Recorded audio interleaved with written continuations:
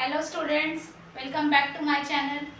In our last lecture we have studied problem set number 12.1. So now today we are going to study problem set number 12.2. Let's start. So यहाँ पे दिए हैं word problems. First देखते हैं mother is 25 years older than her son. Find the son's age.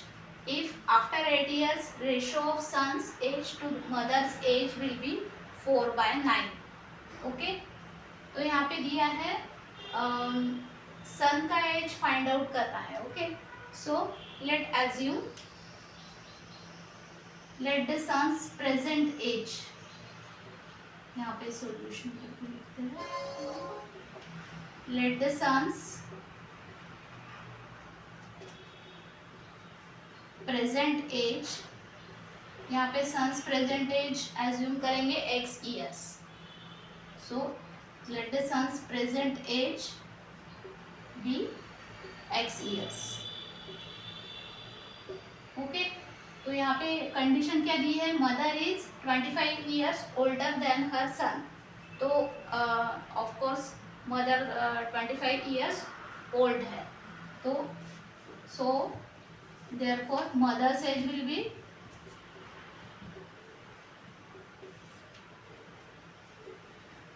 Mother's age equal to x plus 25 years. ठीक है, ये हो गया अपना एजम्पशन. तो यहाँ पे क्या दिया है? Find the son's age if after 8 years ratio of son's age to mother's age will be 4/9. तो यहाँ पे रेशो दिया है आफ्टर 8 ईयर्स. लिखते हैं यहाँ पे आफ्टर 8 ईयर्स क्या होगा? Son's age will be son's age equal to x plus 8. ठीक है, son's age x plus 8 years हो जाएगा. और मदर्स एज क्या होगा? मदर्स एज आएगा x प्लस 25. इसमें भी 8 ऐड कर देंगे तो ये आ जाएगा x 25 प्लस 8 आएगा 33. तो ये हो गया after 8 years son's age is x plus 8 और mother's age is x plus 33 years. So according to given condition. अभी यहाँ पे कंडीशन क्या दी है?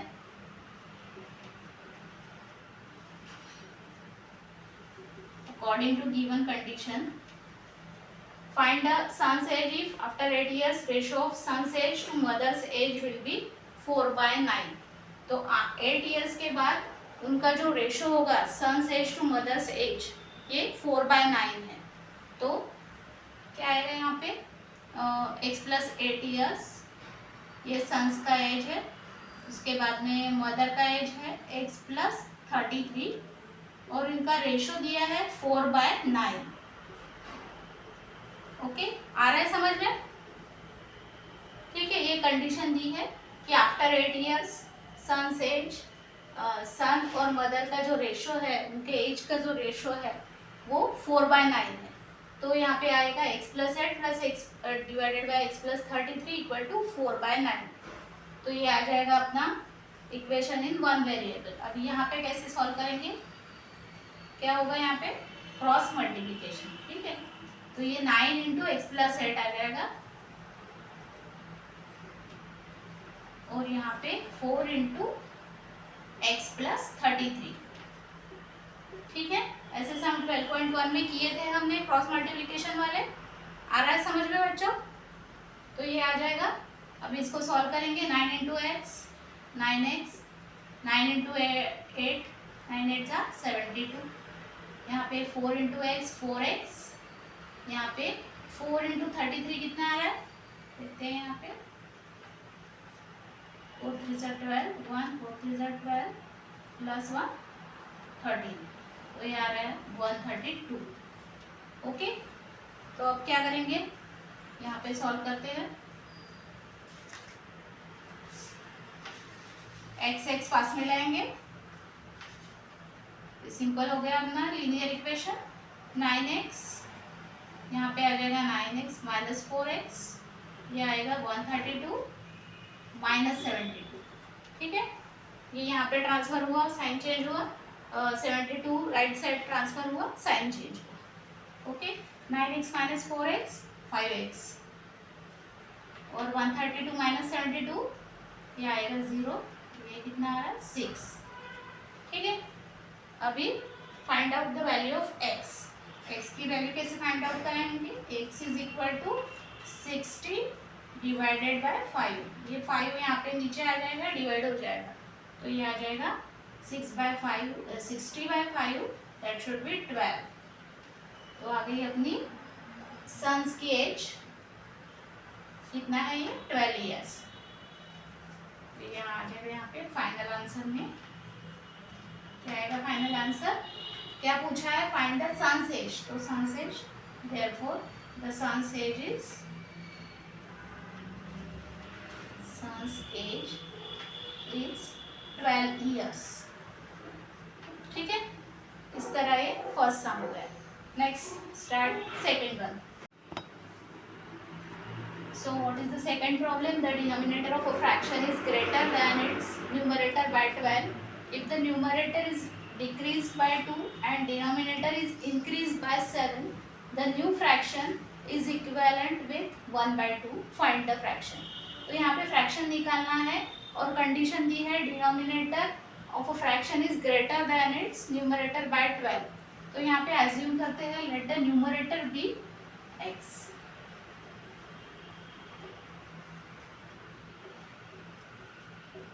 न्यूमरेटर को x पकड़ना है। ठीक है, तो ये आ जाएगा। दूसरा डिनोमिनेटर क्या आएगा? Denominator of a fraction is greater than its numerator by 12।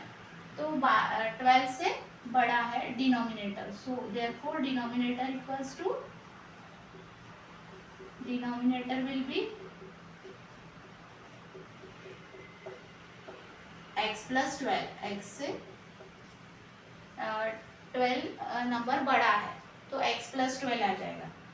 आगे क्या दिया है? If the numerator is decrease by 2 and denominator is increase by 7, तो यहाँ पे फ्रैक्शन क्या आ जाएगा? Fraction equal to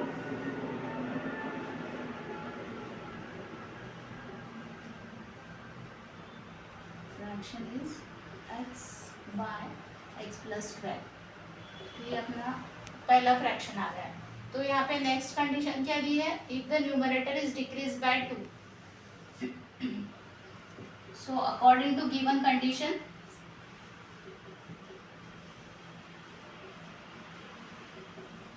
what is the condition? if the numerator is decreased by 2, तो यहाँ पे न्यूमरेटर है x, इसको डिक्रीज किया 2 से, तो x माइनस 2 आ जाएगा।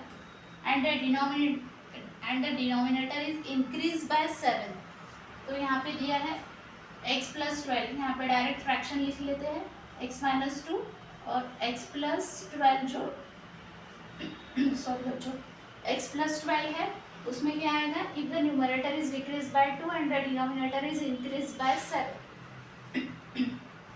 तो इसको 7 से इंक्रीज करेंगे। The new fraction is equivalent with 1/2, तो इसका जो आएगा ये इट इज इक्विवेलेंट विथ 1/2। ये हो गई अपनी कंडीशन। यहाँ पे न्यूमरेटर 2 से डिक्रीज किया है और डिनोमिनेटर इज इंक्रीज बाय 7, तो उसका रेशियो आ रहा है 1/2। तो अभी इसको सॉल्व करते हैं। पहले ये सॉल्व कर लेते हैं। x माइनस 2, तो ये आ जाएगा x, यहाँ पे क्या आएगा? 12 प्लस 7 19, और ये आ जाएगा 1/2। ठीक है, अभी इसको सॉल्व करते हैं जैसे पहले सम में किया था। तो 2 into x minus 2 cross multiply, 2 into x minus 2 and 1 into x plus 19। तो ये क्या आ रहा है? 2 मल्टीप्लाइड बाई एक्स 2x, ये आ जाएगा -4x plus 19। So what should be the answer? 2x, x left side में आया, -x 19, ये राइट साइड गया 4। Okay, understand. So 2x minus x x. 19 plus 4 कितना आ रहा है 23. ओके. सो अपना फ्रैक्शन क्या आएगा,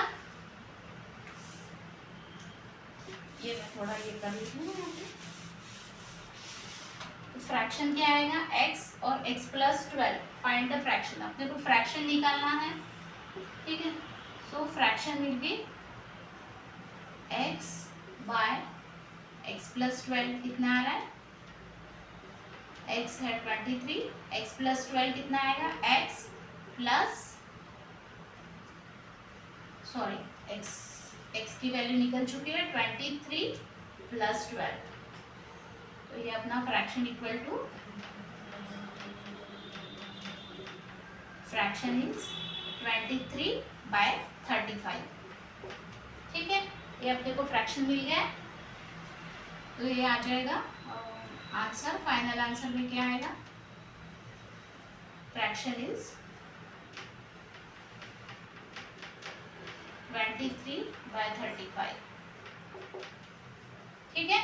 आ रहा है समझ में बच्चों.